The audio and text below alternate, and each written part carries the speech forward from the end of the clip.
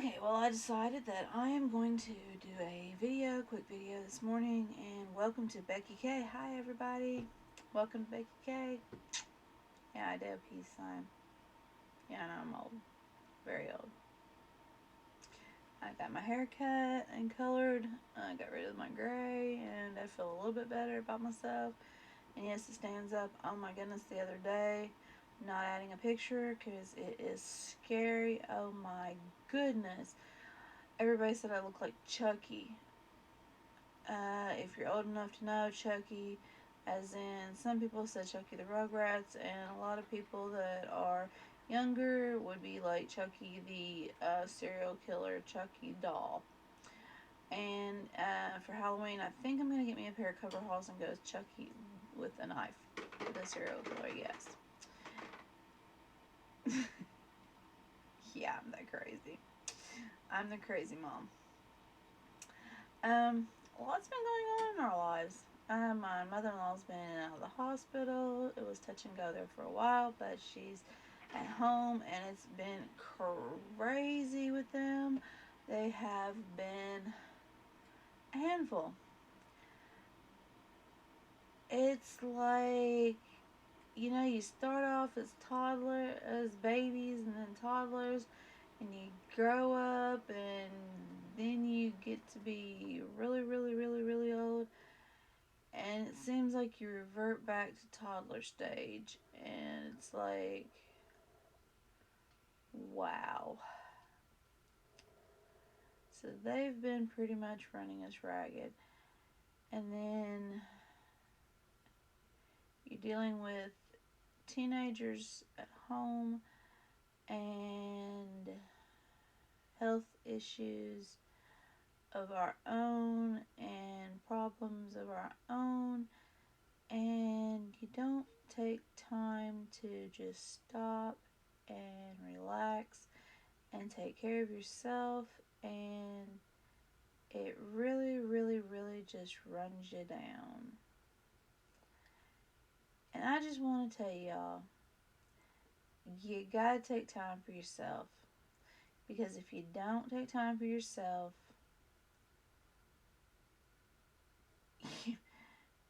you're gonna wear yourself out. And if you wear yourself out and all of yourself has been poured out into everybody else, you're not gonna have nothing left in you to give. And if everything's been poured out, there's nothing left. So you're gonna have to take time, stop, energize. Just like with your cell phone, it seems like everybody nowadays has a cell phone, and everybody knows that battery goes dead. You gotta take time and plug it in. Just like with yourself, you gotta take time and plug yourself in. So it's okay. It's okay to stop and say, you know what, I gotta charge my battery. Whatever it is that you gotta do for yourself to stop and charge that battery, do it. And don't feel bad about stopping and taking the time for yourself. Just like later on, I'm going to stop and I'm going to take time, and I'm going to shut my bathroom door, and I'm going to take me a nice long hot bath. And I'm going to relax, and I'm going to take time for me. Face mask, eye mask, lip mask, the whole 9 yards. I'm going to take time for me. So, that's going to be my time to recharge my batteries, because you just can't go on an empty tank. Just like you go out here and you drive your car, eventually you're going to have to take time to fill that tank back up. You got to take time for you. On another note, Mother's Day came and went.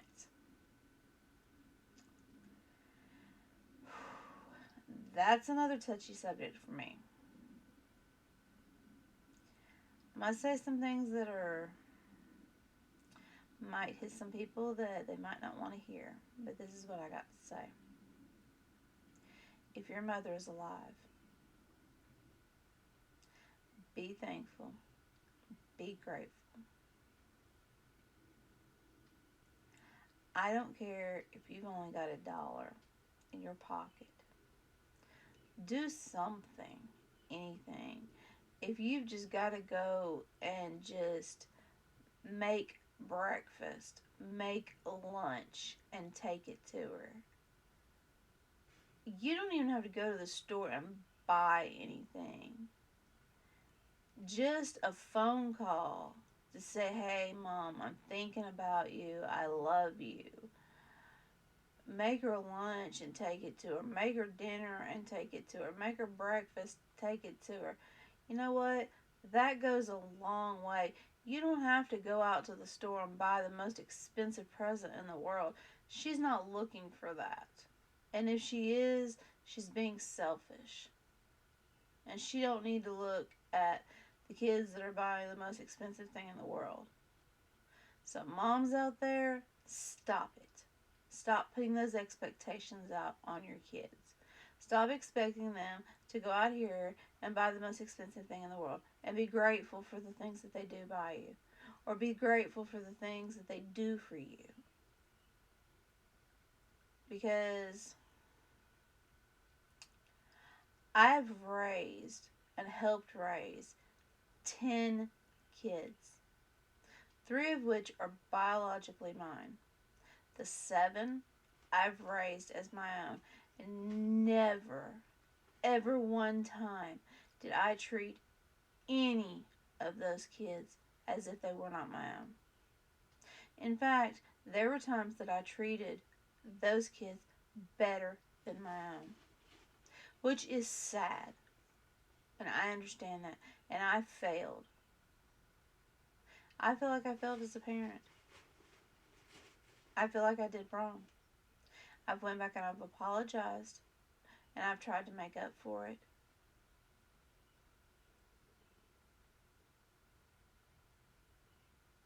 One. One has came back around. The other 2, I never see. I have a grandson out there I've never seen. I've seen one picture of when he was born, and that was because someone showed it to me. But as far as ever physically laying eyes on him, I've never seen him. I probably never will, because my son will not bring him around. He won't talk to me. I don't know why. He's never come to me and said, Mom, this is why I won't speak to you. That's what hurts the most. If he would just come to me and say, Mom, this is what you've done, or this is the things that are bothering me, then I think that I could deal with better than just not speaking to me at all. Just give me a reason. Let me know what is it that, if I've done anything at all. Or is it just, hey, I don't want to talk to you. I would rather, if somebody don't want to talk, if you don't want to talk to me, then just say, hey, I don't want to talk to you. I don't want to be around you. I don't like you. I don't want to be around you. If you, everybody has their issues that they don't want to be around people or whatever. To each their own. But don't just leave somebody hanging. That, to me, that is the worst thing you could do to somebody mentally. That you could just do to somebody, just leave them hanging. If you got a reason, just whatever it is. Or if you don't have a reason, just be like, just hey, I just don't want to hang. Whatever. Don't ever just drop out. Because that just leaves that person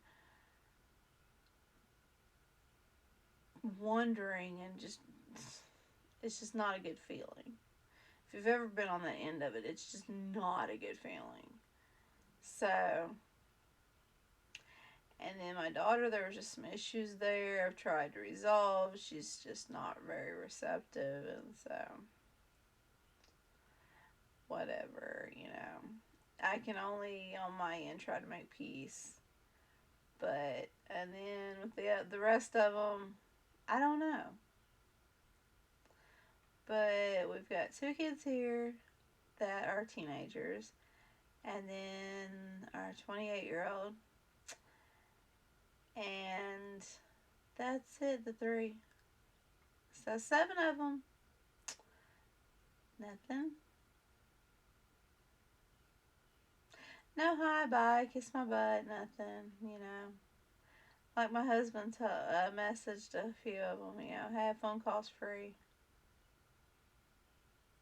What does it cost to pick the phone up and say, hey, Mom, happy Mother's Day? It's free. Thinking about you. Yeah, I mean, at least I was there.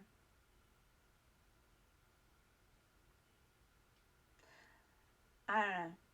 That's just the way I feel. And I can't honestly say that it didn't hurt because it did. And a couple years ago, we had a Mother's Day party, and we had it at my mother in law's house. We had cake and we had a cookout and everything. And one of the kids walked up to my mother in law. Me and her were sitting there talking. Hey, Granny, happy Mother's Day. And her $10. I want to give you this for Mother's Day. Didn't even look at me, acknowledge I was sitting there. Anything.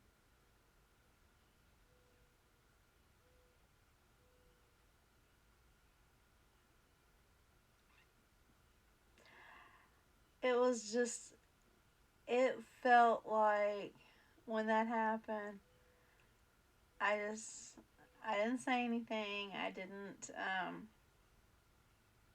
because I mean, I didn't want to spoil it for her. You know, it was her day too.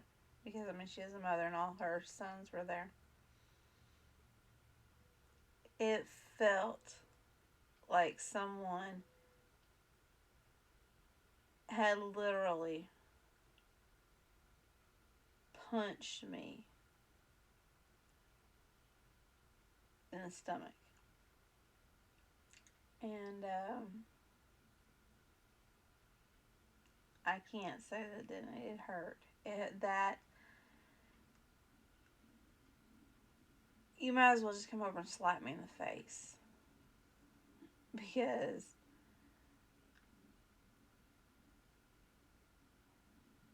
to me that was the most rude, disrespectful. Hey, why would you do that? You know, I mean, yeah, she did help raise him. It's not that. But you lived with me. You called me mom. I mean, I was there. I was the mother that was there. And, you know, do I not deserve any respect? And it's like, I don't get that. I don't get that validation. And then it's like, they go and get tattoos, and it's all about their grandparents. And it's all about their biological mother who has passed and that was not there, and that they talked about like a dog because she wasn't there. And it's like, oh, you were good enough to be there, and you were good enough to take care of me. You were good enough to spend your money on me, and you were good enough to wash my clothes, and you were good enough to help me with my homework. You were good enough to buy me things that I needed. You were good enough to buy me things that I didn't need, and to make sure I had the things that I wanted, and to cook and to clean and to be that mother figure in the home. But that but you don't deserve any respect. And to say now that that doesn't hurt, it does. And I don't understand. The understanding is not there. And and I've talked to my therapist about this, and it's like I don't know that she understands this, or I don't know how to get it out. I don't know I don't know how to process this and to work through this, and this is the only way that I know is to share it with other people. Maybe somebody out there can, and if I share it, maybe there's somebody out there that I can touch somebody else, and somebody else can be like, you know what, hey, I'm going through that too, and you know what, it's gonna be okay, and it's gonna be okay. I'm okay. I can't say that it don't hurt. There's holidays come around, and I can't say that things don't bother me. There's trigger points that hit, and like Father's Day come around, and one year, and a couple of them did come over and get something and bring something for their dad, which was good. I mean, I was happy for him. But it was like, you know what, Mother's Day was the month before, and it was like I didn't even get an acknowledgement, you know. I wasn't good enough for a t shirt, but your dad got something, you know. Hey, right here, am I invisible? Did I not mean anything? Like, I had rings and jewelry and stuff, and that when they wanted something, if we didn't have the money, I would take my things to the pawn shop and I would pawn them to make sure they had what they wanted or they were able to do what they wanted. And there were times we weren't able to get those things back, and I lost those things in the pawn shop. And they knew this. I guess that's the things that bother me. And not one time has there ever once been a, you know what, thank you for being there. Thank you for being a mother. It's like you don't get a thank you. Nothing. I remember in high school, take you back to high school. Um, there were some boys that were failing, and some of the classes, and so I helped tutor them. And they were like, "Why doesn't the teacher explain things that are this way?" I was like, "I don't know." I said, "I don't understand sometimes the way the teacher explains things. And I have to read it and I have to figure it out for myself because I don't always understand how she explains it. I have to learn sometimes things my way." And I would learn it my way, and the teacher would be like, "If you don't care, you can explain it. If you don't care, can you help them?" I was like, "Sure, I don't mind." So I would get them in a group and I would explain it the way that I would know how to do it, which was still the right way, and it would get it done. And these guys, it was our senior year, ended up passing. So they graduated. And then we also had one boy, he would write, and the way he would write was really not legible, very good. I could read his handwriting. He was passing, and he was really good at the work. Well, before the teachers were just they could not read his handwriting.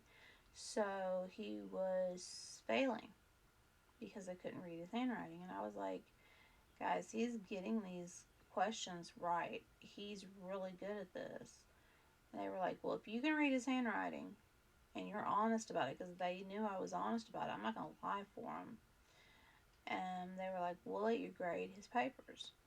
I was like, all right. And they said, but you got to be honest about it. And I was like, well, I'm not going to lie for him. If it's wrong, it's wrong. I'm going to mark it wrong. And I would go through, and if it was right, I'd mark it right. If it was wrong, I'd mark it wrong. And he ended up passing, and he graduated. So we all graduated and everything. At the end of graduation, we're all standing around, we threw our caps up in the air and everything. We're all, people are like around, they taking, how you stand against the wall and people are like taking pictures and everything. Everybody's crying. I had every single one of those guys wanted to come over and take a picture for their, I guess, memory books or whatever, and their parents would come around. There was not one single one of those guys that did not come by and say thank you. Not one single one didn't come by.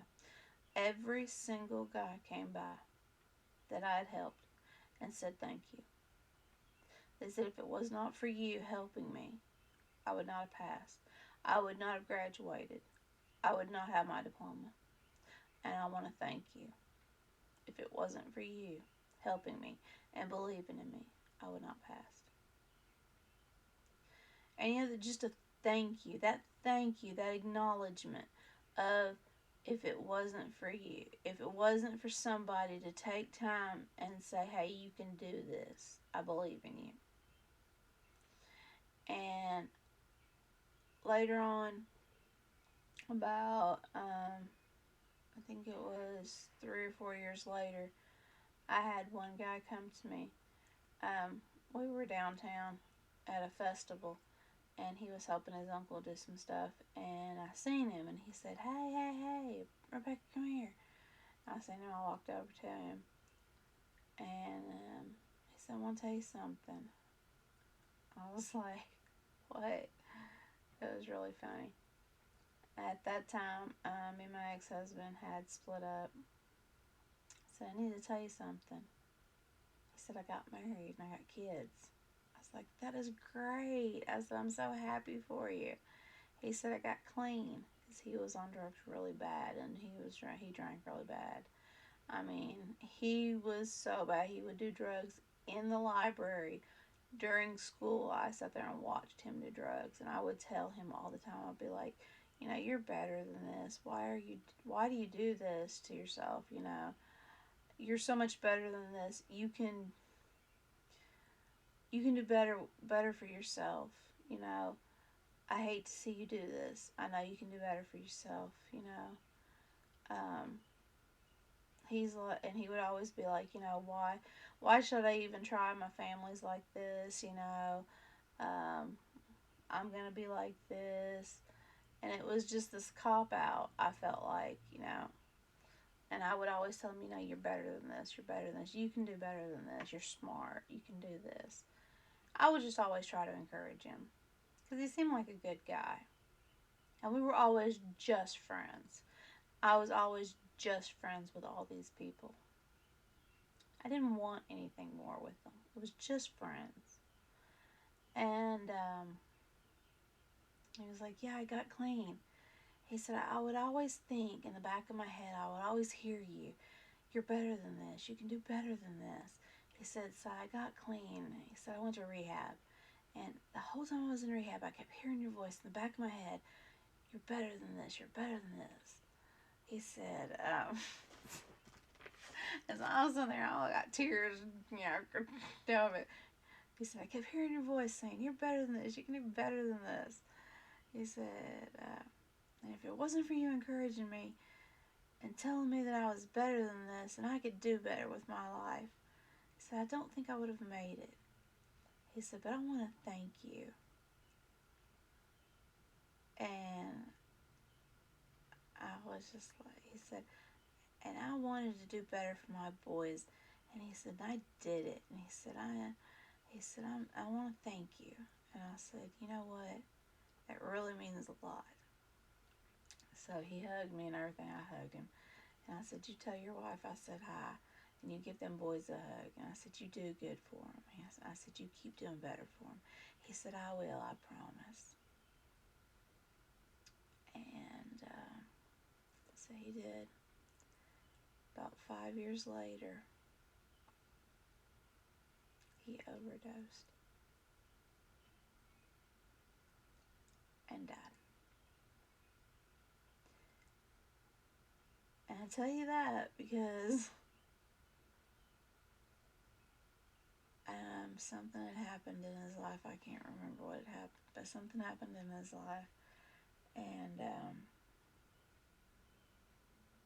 think one of his family members, something had happened. And he didn't know how to handle it, so he had been clean all that time. And he didn't know how to handle it, so he went and got drugs and got high. And that's the only way he knew how to cope. And since he'd been clean all that time, I guess he thought he could just take the amount that he had took before he had stopped, and you can't do that, and it was too much for his system, and he died. But anyway, and so he left them boys without a daddy. And I tell you this because I want y'all to know, and if you're out there, this shit's real, and this shit kills. He left those boys without a daddy.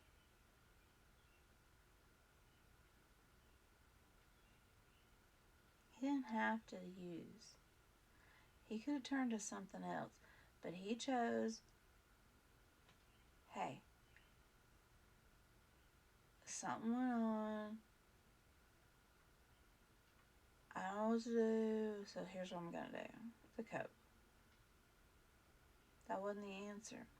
He could have picked up the phone. He could have called any phone number and talked to somebody. Hell, he could have picked up the phone and dialed 911 and said, hey, I'm having an issue. This is what's going on. Can I talk to someone? You know, there's so many numbers. Call 311, call 211. I don't know. Shoot. Call somebody. Anybody. Call anybody. Just pick up the phone and call somebody and talk to somebody. There's got to be somebody out there you can talk to. Nobody is alone. You're not on an island by yourself. There's somebody that you can call. I don't care who you are. There's somebody you can call. So, these drugs are real. They're killing people. And then nobody's immune to them. They're everywhere. Believe me, I know. I got a child. Well, she's not a child, but more than one.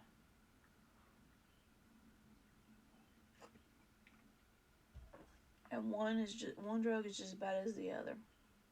And that's the one thing that it aggravates me. Okay? Here's the pet peeve of mine. None of my kids, not a whole lot, well, none of my kids really get along with each other. Because one will talk about the other behind their back like a dog. And be like, oh my god, this one's doing this. Oh my god, this one's doing that. A drug's a drug. Okay? You want to put the other one down because they're doing this drug, but yet you're over here doing this drug. How are you going to put this one down because they're doing that drug because you think that the drug you're doing ain't as bad as the drug that they're doing? That's a pot calling the kettle black. Oh, well, my drug ain't as bad as their drug. A drug's a drug, people, okay? It's drugs. It's all drugs. So don't be going around all high and mighty because you can... Oh, well, there. Oh, junkie. Well, apparently you're a junkie, too. That aggravates me, okay? Thinking you all that. But I got a pain here or a pain there. You ain't getting it from your doctor? Okay? So if you're getting it off the street, you're just as bad as the one over there that's doing this or that or this or that. You're getting it off the street. So if you're hurting that bad and you got pain here and you got pain there, but I got a pain, so I'm using it for medical purposes. Well, if you're using it for medical purposes, then go to a doctor. But my doctor won't prescribe it. Well, then apparently your pain ain't that bad.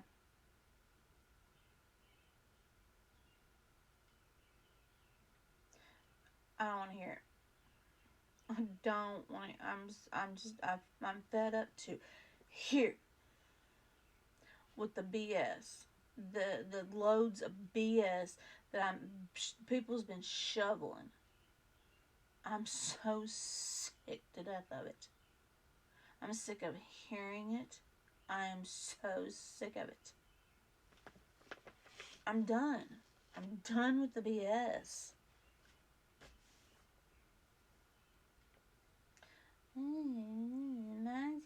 That my drug is not as bad as their drug. Well, they're putting their drug in a needle. Well, did you see what they did with their? I only put my drug in my nose sometimes. Well, at least I swallow.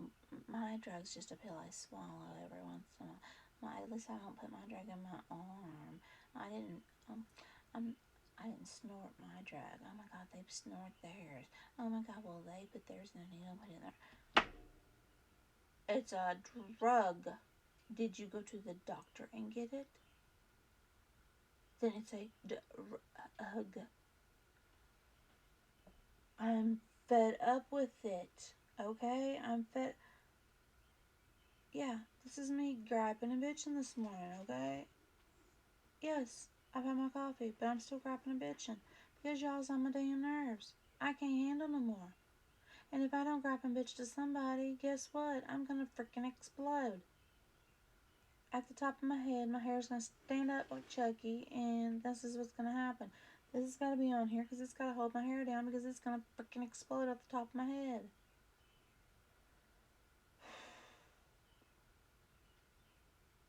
My anxiety level's through the roof. My nerves are on edge.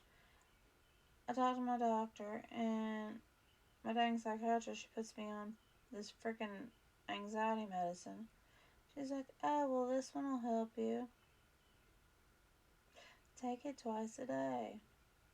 I'm taking it twice a day. Guess what? It ain't helping. Asked her if she wanted to up the dose. No, it seems to be working okay. No, it ain't working. It ain't working at all. Because it's either it ain't working or my stress level and everybody's on my last nerve. My nerve is like this thin. You can't fit nothing between my two fingers because that's how thin. They have wore my last nerve is that thin. That's how thin they wore my nerve. The last one. It used to be that big. No, no more. They've wore my last nerve.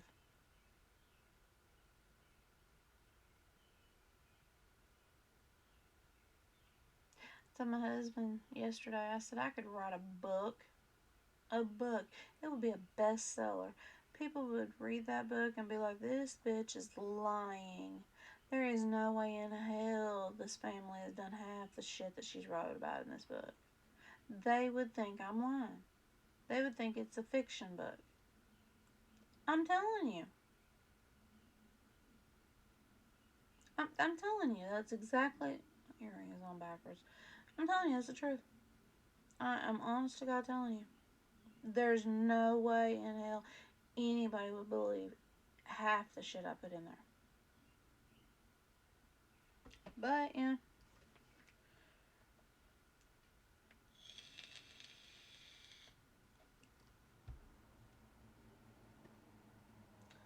That's the way I feel about it.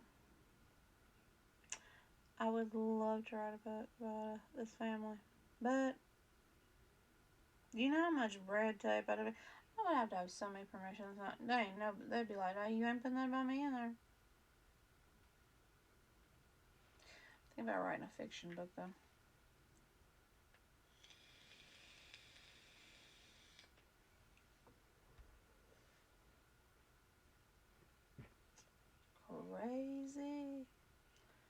Crazy, crazy, crazy. Well, my family's weirder than your family. Oh.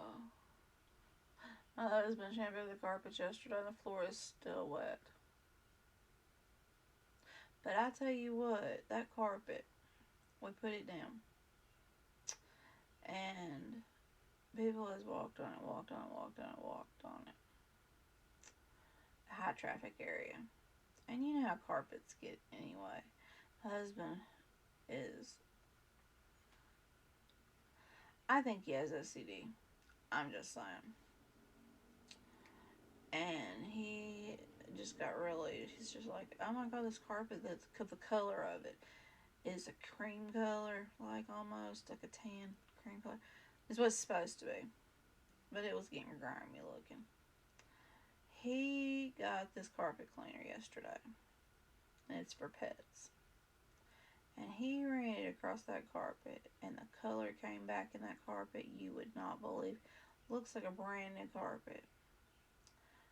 I was so disgusted after he cleaned, watching him clean that carpet because of the color that it had been. It was turning my stomach.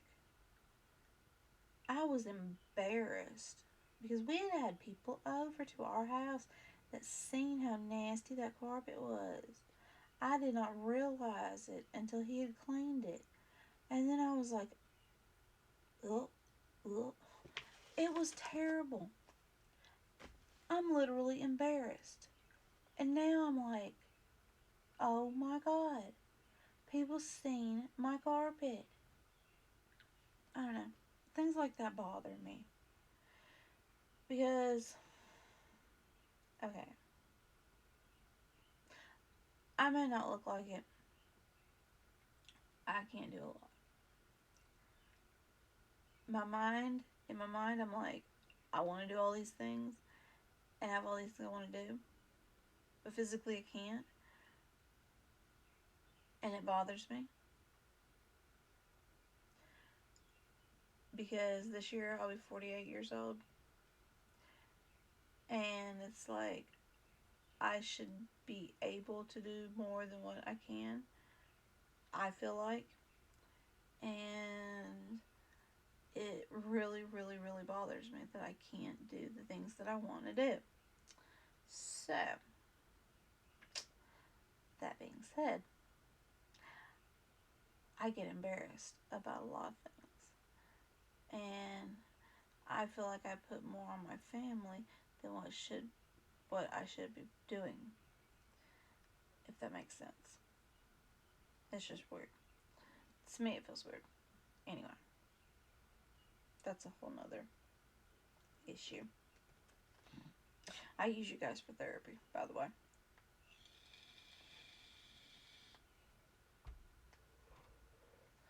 Y'all are my therapy session. I use you as my therapy session. And my therapy session is about over.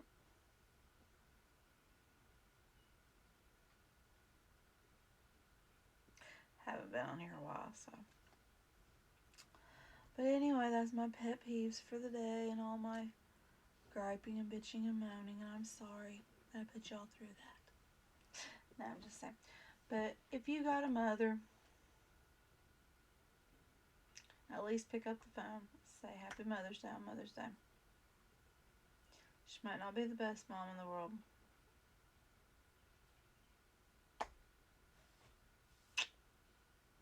But just say Happy Mother's Day.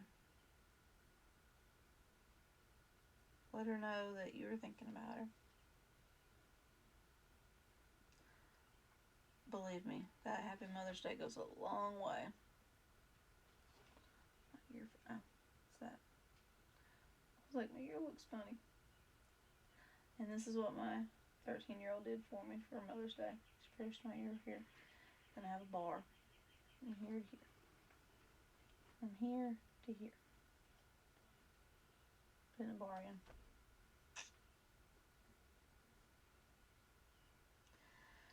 Alright, peeps. I'm out. This is Mama K. Subscribe, like, tell your friends about me, share, comment. I think that was it. I always forget all those things, but I'm telling you now. Peace and love.